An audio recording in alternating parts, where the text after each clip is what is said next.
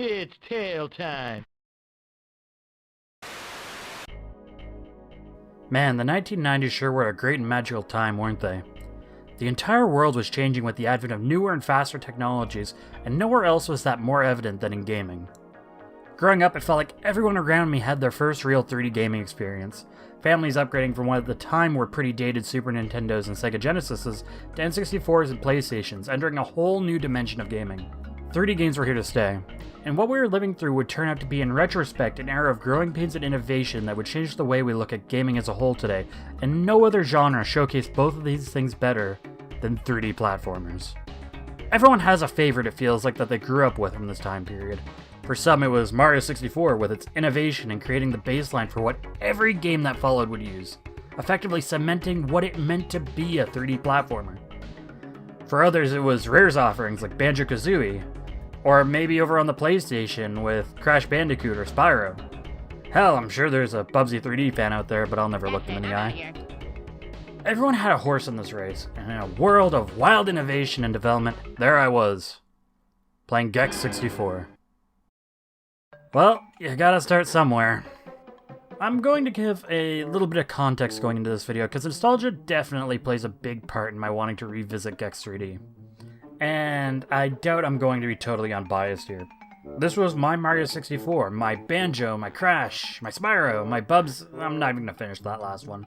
You see, as a young Rin, my family would occasionally get a game for me from the video store. The local Blockbuster would occasionally sell off what it wasn't getting rentals for anymore for next to nothing, and it cost about the same or even less in some cases than just getting a rental in the first place, so it made a lot of sense.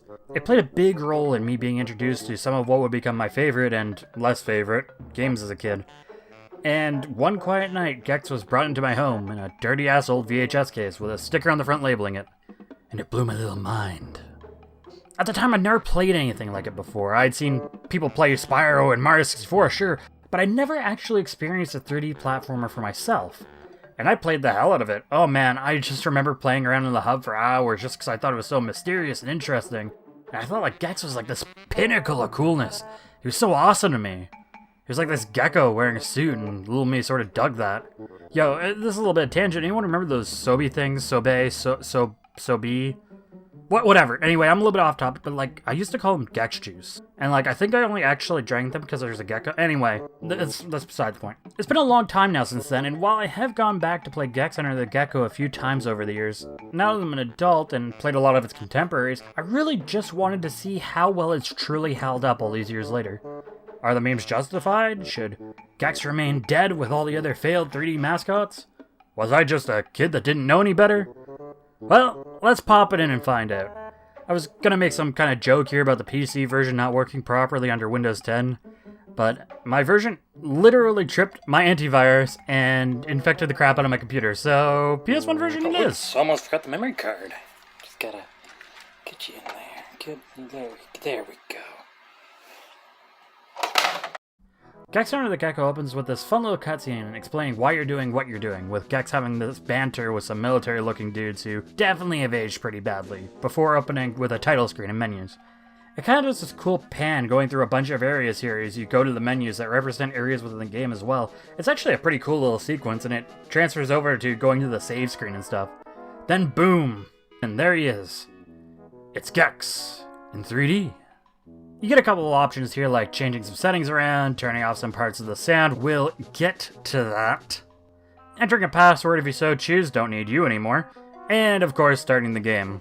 Once you start the game, you're plopped into the media dimension, this game's hub world, kind of similar to the castle in Mario 64. From here, you can get adjusted to the controls in a no-risk environment, where even falling off the level or jumping to fire doesn't harm you in any way except hearing Gex getting cooked for your amusement. From the beginning, you have a few options. Go straight ahead and get bullied by Dad of the Year. Fun. Or enter one of the 2 levels to start collecting remotes. Think of the remotes as this game's stars. Get enough of them to get to the next area with more levels. From the start, you'll only have access to a cartoon world and a horror world, but later on you get to go to a bunch of other areas like cyberspace, space, racial stereotype simulator in 1998, caveman times, and my favorite TV channel, post-industrial toxic-ridden hellscape. These level styles will repeat on and off throughout the game, with different layouts and challenges ranging from getting to a destination, to breaking some things, or killing enemies. And you don't have to complete every level to beat the game, only needing 33 of the 39 red remotes to get to the final boss, which means you can skip a couple missions on the way if they're proving too difficult. Beyond that, each level contains silver remotes you can obtain by collecting enough of the items that are themed around the world you're in. For example, with the cartoon world, you have 30 carrots and 40 spinach cans and then 50 TNT. Alternatively, you can also find silver remotes floating around in hard-to-reach areas that might be out of the way or in some tricky spot to get to that you might not ordinarily look. These will unlock bonus missions with some different themes and a timed mission for you to complete, giving a bit more of a challenge than most of the red remote missions while giving golden remotes. The golden remotes will give you access to the challenge levels later in the game and act as ways to open gates to new areas. You can also get them by fighting any of the game's bosses, which I'll talk a little bit more about in a bit. But before I go any farther, I think I should mention that the N64 version of this game is pretty different than the PlayStation and PC version. Namely, you don't get cutscenes or fancy menus, you literally just get Gex running on the screen, he sticks his dumb tongue out, says, Tail time. runs off, title, boom, you're in game, and this modified pause menu. That's all there is to it. No explanation, nothing. You also lose a couple other things. Some levels are altered in small ways, and more than a few were outright cut. This would probably be fine if it was just bonus things, but they weren't always. A main level entry is just flat out gone in the N64 version. You also lose out on some music tracks and voice lines. The trade-off here is you get an extra level themed after the Titanic, and, well, it's okay, I guess. It's nothing special, especially compared to anything else in the game, and it honestly at points feels a little bit more like an unfinished level that was tossed in as a consolation than anything specially made for the N64. Everything just sort of has this jank to it, it doesn't feel quite right. Speaking of jank, let's get these band-aids ripped off here. First off, Gex kinda moves like an asshole. You ever go back and play Mario 64 after a really long time and it kind of takes a little bit to get used to how Mario moves again, even though you remember it being super good and really easy to control? Well, it's a similar deal here, but Gex only has 8 directions to work with, as opposed to Mario being able to move 360 degrees. Gex is sort of a bit awkward to control at times, and it carries this strange momentum while also being a bit floaty. It's kind of hard to describe, really. You definitely get used to it, but it can really throw you off if you've been playing newer 3D games recently, especially 3D platformers. This, combined with a camera that just has a personal vendetta against cooperating with you, can really create some issues with tighter platforming, but luckily there are some things to help cover for that. Gex has a few movement options that allow him to get around more easy and safely. You can do a long jump that doubles as a kick to get some extra distance. Think Mario 64's long jump, but with, kick to it. As well as your number one way to make your life easier, the tail bounce. You can tail bounce by pressing A while in the air, and it'll allow you to bounce off the ground, and it's honestly one of the best utilities Gex has. It can give him a bit more control in tight situations, kill enemies, it can be chained forever, and it's just kind of fun to do. I love jumping.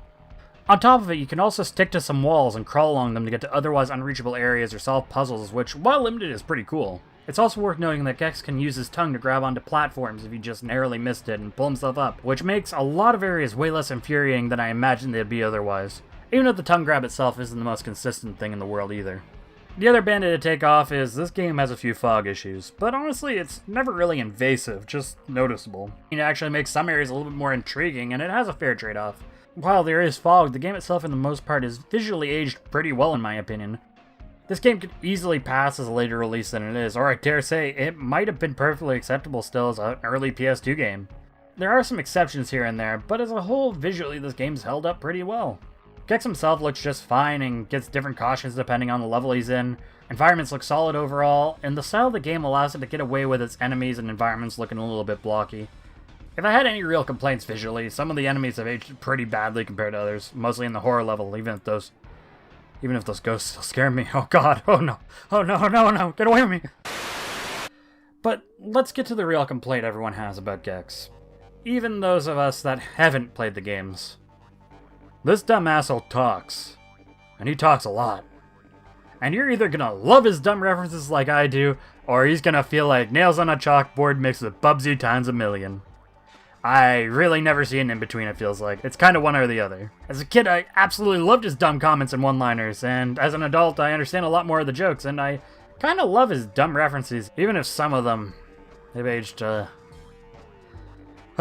aged pretty badly. Nice hat. Where's the short little bus? Now, I played the American version growing up, so I'm partial to the voice work of Dana Gould. But over in Europe, Gex had his English voice replaced with Leslie Phillips, who, in my opinion, also does a pretty good job. But it just isn't the same to me. I honestly kind of prefer Gex sounding like he's this cool uncle who's been watching reruns for the last 15 years, rather than having this deep British accent that can make the reading of an ingredients list sound like fine literature. But to each their own. That said, if you like your Gecko mute, you can go ahead and go to the sound settings and tell him to cut the shit. Just know he's going to feel bad. And he just wants to share his interests with you, and he's just trying to be a cool friend and a good friend, and you're taking that away from him. What's wrong with you? The little guy's just trying to have fun, and you're taking it from him. I can't believe you do this. What the hell is wrong with you? What is your Okay, well, I'm done writing now. It's time to talk about the really good stuff. And man, this game's soundtrack is on point. I actually like slipping Gex music in videos here and there. There's some real bangers hidden throughout, and even the stuff I wouldn't groove to on its own still does a pretty good job fitting the levels they're tied to. I can't think of any songs off the top of my head that are truly bad. The soundtrack is actually pretty underrated.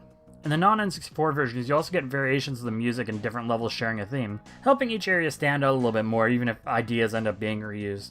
Actually, I should mention that too. Like I said earlier, level themes end up repeating. For example, there's 2 of the cartoon world to go to, but between the music and the change of layout, the game does a good job creating enough variation to not make it feel like you're retreading old ground. What I also like is within these levels, there isn't always just one way to get to a goal. If you're creative, there are sometimes different ways to get to the same result. For example, here in this level I have to deal with these Elmer Fudd looking guys. I can rush them and kill them pretty quickly, but I can also go ahead and turn their bullets around back on them and defeat them that way if I want to. It's up to me to solve these things. I'm just given the tools to do so and can achieve it any way I want to. Doesn't that sound a little bit familiar to another popular 3D platformer from this time period?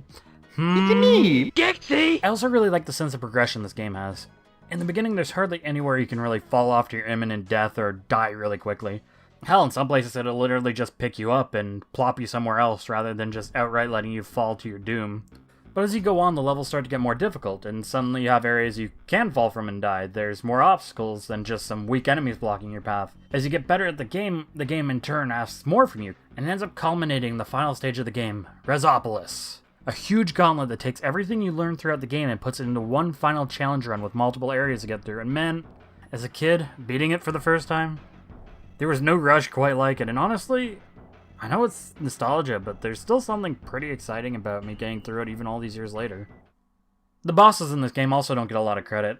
They're all pretty solid and ramp up in difficulty as you go through the game, starting with the Tiki brothers, who can be pretty much pushovers. Oh my god, Gex has this cute little good-looking island hat! Look at his hat! To Mushu Pork, this German pig cow robot. He scared the crap out of me when I was a kid. Then Mecha-Rez, which is awesome in this actually challenging battle where you just destroy the small city. Man, I just really love this kind of thing. It's so good. I love this boss. Before finally facing off against Rez himself.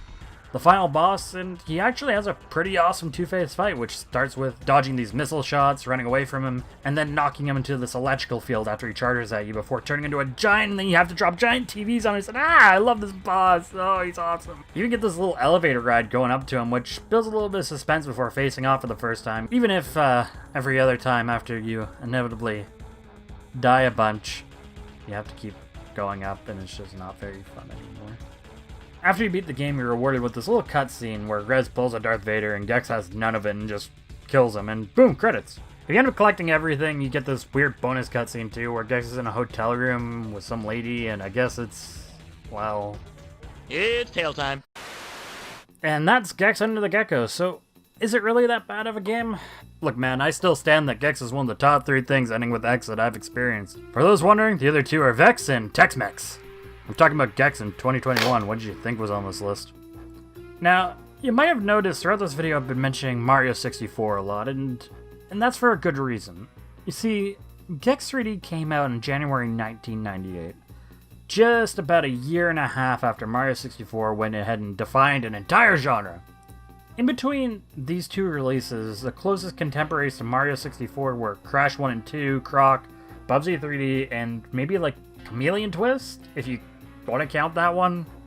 Gex 3D was one of the first titles to release in response to Mario 64, following his formula, and in a lot of ways for that suffers from the same kind of issues. Which, often gets forgot when people rag on this game pretty heavily. Banjo-Kazooie and Spyro were still months away from release when this game came out. Sonic Adventure was still almost a year out in its own right. And with the context of the release window, it kinda starts to make sense the issues Gex 3D has, and where a lot of its design philosophy comes from. It's Mario 64, but with a Gecko who can do Gecko things. There's power-ups, but they're only used for niche situations. The camera gets stuck on things because that's what Mario 64's camera limitations were. Levels follow a similar formula of get a hint in the menu through the names. Hell, Gex even bonks his dumb head and falls on his ass kinda like Mario. It does some things better and some things worse. Sure, Gex 3D at its worst is definitely a way more frustrating game than Mario 64 will ever be, but the variation in designs while keeping new areas fresh means that Gex 3D doesn't run into the same issues of, say, Tick-Tock Clock, where you feel like you're in this loop of doing the same thing repeatedly too many times.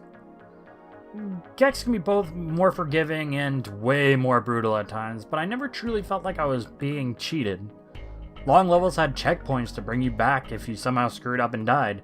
Nothing was blatantly unfair, and overall I quite enjoyed replaying a lot of this game even now.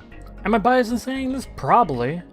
I don't hide the fact that Gex Enter the Geckos had a huge impact on my life. A lot of its humor is the kind of dumb, cringy jokes I like to make. I still quote Gex even occasionally as an adult.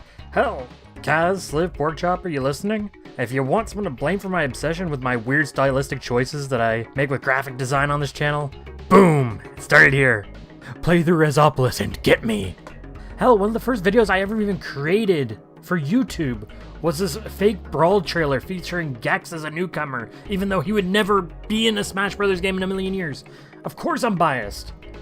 But at the same time, underneath the memes and the dumb jokes and a little bit of jank, there is still a gem in here. I truly loved this game, and I'm truly happy to have revisited it and found that there's still a love for it, even all these years later.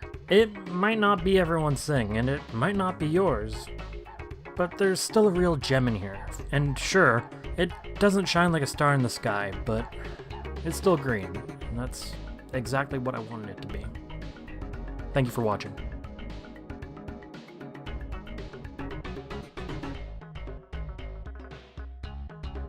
My inner child is coming out, and it hurts!